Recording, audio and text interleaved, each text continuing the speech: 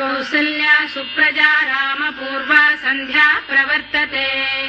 उत्तिष्ठ नरशार्दूल कर्तव्यम् दैवमाह्निकम् कौसल्या सुप्रजा रामपूर्वा सन्ध्या प्रवर्तते उत्तिष्ठ नरशार्दूल कर्तव्यम् दैवमाह्निकम् उत्तिष्ठोत्तिष्ठ गोविन्द उत्तिष्ठ गरुडध्वज उत्तिष्ठ कमलाकान्ता त्रैलोक्यम् मङ्गलम् कुरु उत्तिष्ठोत्तिष्ठ गोविन्द उत्तिष्ठ गरुडध्वज उत्तिष्ठ कमलाकान्ता त्रैलोक्यम् मङ्गलम् कुरु मातः समस्त जगताम् मधुकैटभारे वक्षो विहारिणि मनोहर दिव्यमूर्ते श्रीस्वामिनि श्रुत जनप्रियदानशीले श्रीवेङ्कटेश दयिते तव सुप्रभातम् मातः समस्त जगताम् मधुकैटभारे वक्षो विहारिणि मनोहर दिव्यमूर्ते श्रीस्वामिनि श्रुत जनप्रियदानशीले श्रीवेङ्कटेश दयिते तव सुप्रभातम् तव सुप्रभातमरविन्दलोचने भवतु प्रसन्नमुख चन्द्रमण्डले विधिशङ्करेन्द्रवनिताभिरर्चिते वृषशैलनाथ दयिते दयानिधे अत्र्यादि सप्तऋषयः समुपास्य सन्ध्याम् आकाश सिन्धु कमलानि मनोहराणि आदाय पादयुगमर्चयितुम् प्रपन्नाः शेषाद्रिशेखर विभो तव सुप्रभातम् पञ्चाननाब्ज भव षण्मुख वासवाद्याः त्रैविक्रमादिचरितम् विबुधास्तु वन्दी भाषापतिः पठति वासरशुद्धिमारात् शेषाद्रिशेखर विभो तव सुप्रभातम् ईषत्प्रफुल्ल सरसीरुहनारिकेन पूगद्रुमादिषु मनोहर पालिकानाम् आवाति मन्दमनिलः सह दिव्यगन्धैः शेषाद्रिशेखर विभो तव सुप्रभातम् उन्मील्य नेत्रयुगमुत्तम पञ्जरस्थाः पात्रावशिष्ट कदलीफलपायसानि भुक्त्वा सलीलमथकेलिशुकाः पठन्ति शेषाद्रिशेखर विभो तव सुप्रभातम् तन्त्री प्रकर्ष मधुरस्वनया विपञ्च गायत्यनन्दचरितम् तव नारदोऽपि भाषा समग्रमसहृत्करचाररम्यम् शेषाद्रिशेखर विभो तव सुप्रभातम् भृङ्गावळी च मकरन्दरसानुविद्ध जङ्गारगीतनिनदैः सह सेवनाय गिर्यात्युपान्त सरसी कमलोदरेभ्यः शेषाद्रिशेखर विभो तव सुप्रभातम् योषा गणेन वरदध्नि विमथ्यमाने घोषालयेषु दधिमन्थन तीव्र घोषाः रोषात् कलिम् विदधते ककुभश्च कुम्भाः शेषाद्रिशेखर विभो तव सुप्रभातम् पद्मेश मित्र शतपत्र गतालिवर्गाः हर्तुम् श्रियम् कुवलयस्य निजाङ्गलक्ष्म्या भेरी निनादमिव बिभ्रति तीव्रनादम् शेषाद्रिशेखर विभो तव सुप्रभातम् श्रीमन्नभीष्टवरदाखिल लोकबन्धो श्री श्रीनिवास जगदेक दयैक सिन्धो श्रीदेवतागृह भुजान्तल दिव्यमूर्ते श्रीवेङ्कटाचलपते तव सुप्रभातम् श्रीमन्नभीष्टवरदाखिल लोकबन्धो श्री श्रीनिवास जगदेक दयैक सिन्धो श्रीदेवतागृह भुजान्तर दिव्यमूर्ते श्रीवेङ्कटाचलपते तव सुप्रभातम् श्रीस्वामि पुष्करिणिकाप्लव निर्मलाङ्गाः श्रेयोर्धिनो हर विरिञ्च सनन्दनाद्याः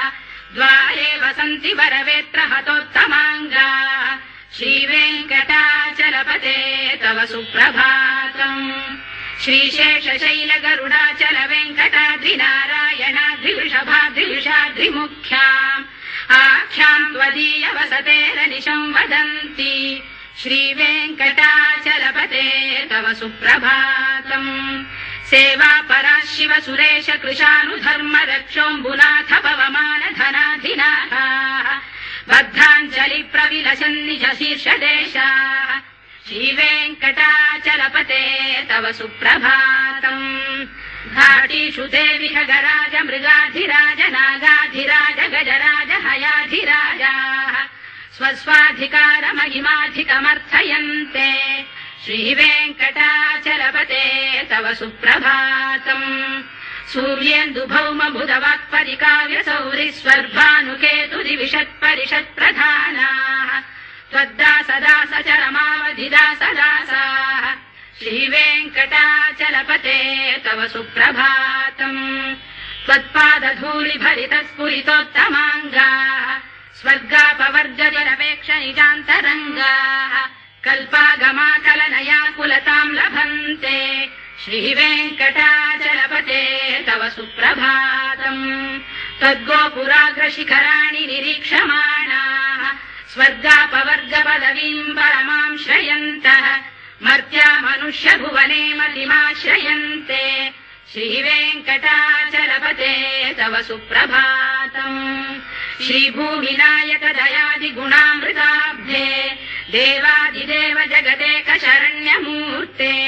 श्रीमन्ननन्त गरुडादिभिरर्चिताङ्घ्रे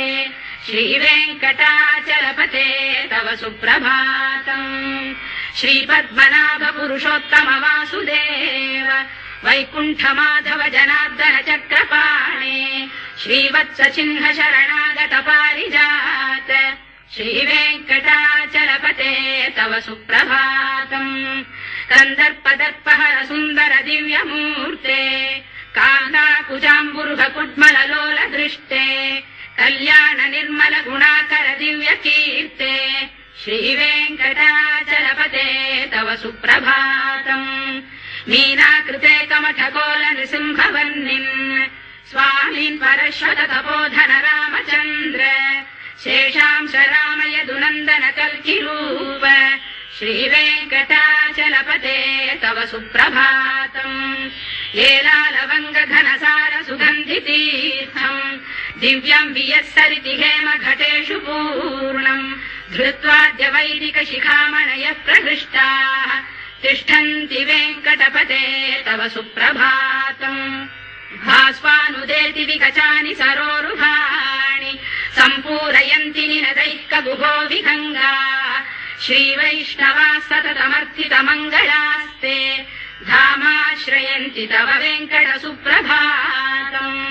ब्रह्मादयः सुरवराः समहर्षयस्ते सन्तः सनन्दन मुखास्तव योगिवर्याः